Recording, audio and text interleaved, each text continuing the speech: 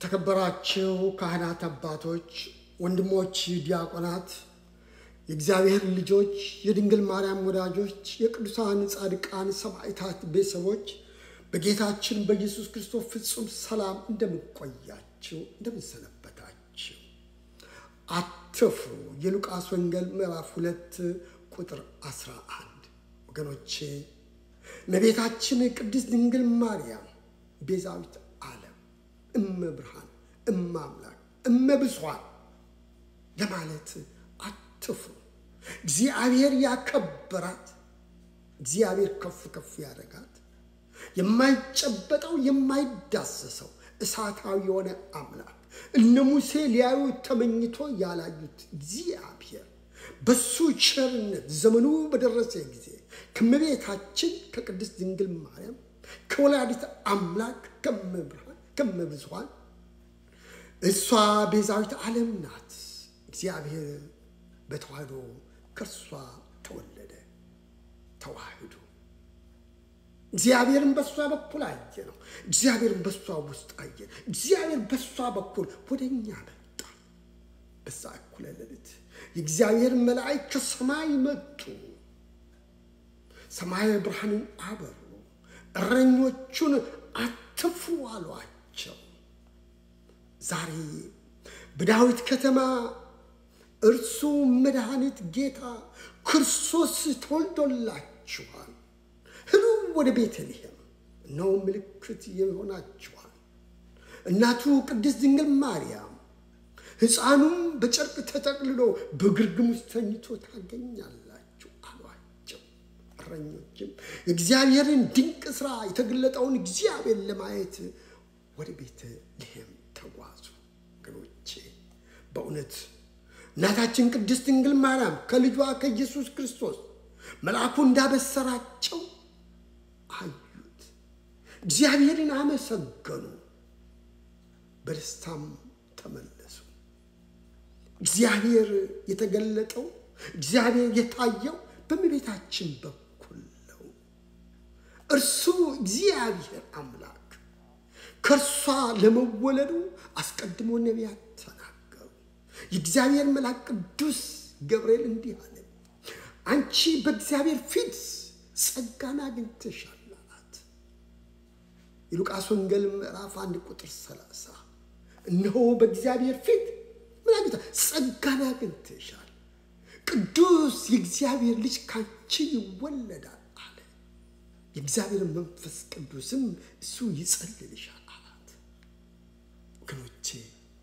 ነቢያቱ ተናገሩ ዳዊት ተነበዩ በእግዚአብሔር መንፈስ ተመለከቷት ኢሳይያስም እንዲህ አለ ትንቢተ ኢሳይያስ 7:14 በእግዚአብሔር መንፈስ እመቤታችን ቅድስት ድንግል ማርያም ሳትፈጠር አያት ኢሳይያስም ጌታ ምልክት ይሰጣችኋል አለ እነሆ ድንግል ትጸንሳለች አለ የእመቤታችን ጽንሰት አያት ወንድ ልጅም ትወልዳለች አለ ስሙንም አማኑኤል ብላው ትጠራለች የእመቤታችን በድንግልና መጸነስ እግዚአብሔር ያቺ ድንግል ማርያምን በእግዚአብሔር መንፈስ ውስጥ አያት ምዕራፍ 9 ቁጥር 6 ወንድ ልጅም ተወለደልን አለ ኢሳይያስ በእግዚአብሔር መንፈስ ውስጥ ጌታችን ኢየሱስ ክርስቶስ ሲወለድ አየ ተናገረ እመቤታችን ጌታን መውለድ አየ የእግዚአብሔር ቸርነት ነው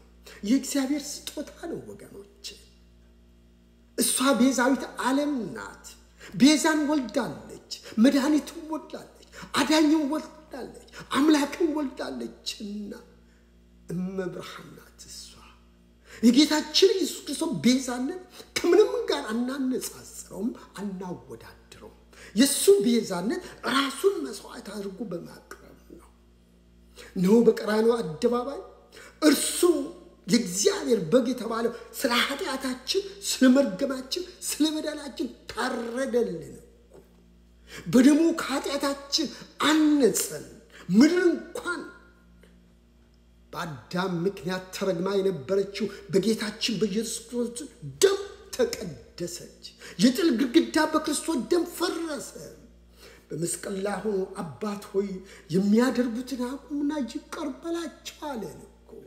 እሱ ከአባቱ ጋር አስታረቀ፣ ከመንፈስ ቅዱስ ጋር አስታረቀ፣ ከራሱ ጋር አስታረቀ።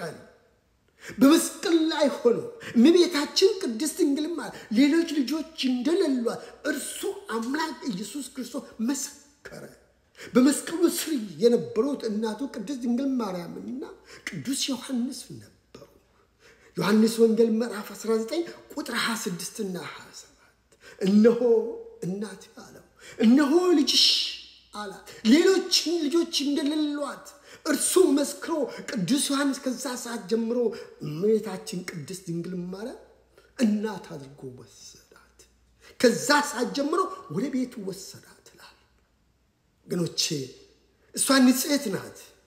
ከመጸነሷም በፊት ድንግል፣ ስትጸንስም ድንግል፣ ከወለደችም በኋላ ድንግል ናት። ክርስቶስ ስለ እናቱ መሰከረ። እርሱ አምላክ ለቅዱስ ዮሐንስ እናት አድርጎ ሰጠ፣ እናታችን በቅዱስ ዮሐንስ በኩል።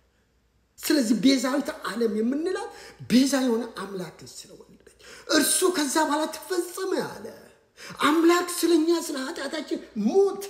ሞትን ድል አድርጎ በኃይሉ በስልጣኑ ተነሳ። በታላቅ ምስጋናና ውዳሴ አረገ። በአባቱ ቀኝ ተቀምጦ ይመለካል፣ ይመሰገናል። እርሱ ስለ ሁሉ ቤዛ ሆነ። አንደኛ ጢሞቴዎስ ምዕራፍ 2 ቁጥር 6 እርሱ ስለ ሁሉ ብቻውን ቤዛ ሆነ።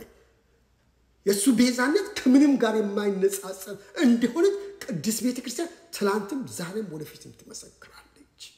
ይሄ ከማንም ጋር ከምንም ጋር አይነጻጸርም። ያንን አምላክ የወለደችልን ቅድስት ድንግል ማርያም የከበረች ናትና እንኳን እመቤታችን ሙሴም 2.2 ሚሊዮን ሕዝብ ስመራ ቤዛ ተብሏል። ቁሳቁስም ቤዛ ተብሏል።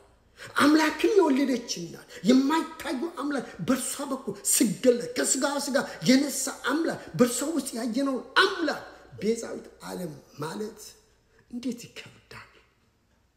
በእውነት ይህ እኮ ክብር ከእግዚአብሔር ያገኘች ናት። እሷ እኮ ትውልድ ሁሉ የሚያመሰግናት ናት አይደል እንዴ? ትውልድ ሁሉ ብፅዕት የምላት የማይቻለው የማይታየው ኃያል አምላክን ወልዳለችና በርሷ በኩል ወደኛ መጥቷል። ቅዱስ ማቴዎስ ምዕራፍ 1 ቁጥር 23 ላይ አስቀድሞ ኢሳይያስ የተናገረው ትንቢት ሲፈታ አማኑኤል ማለት እግዚአብሔር ከኛ ጋር፣ እግዚአብሔር ከኛ ጋር የሆነው በእመቤታችን በኩል የድህነት ምልክት ናት እኮ እርሷ። የድህነታችን መንገድ ሆናለች እኮ ወገኔ። እርሱ እኮ በሷ በአካል ነው ያደረ፣ በእኛ በመንፈስ ነው። ከምንም ጋር እናነጻጽረው እኮ። የትኛ ትውልድ ነው ፍጥረታትን የሚያመሰግን? የትኛው? ማንም የለ ከእመቤታችን በቀር።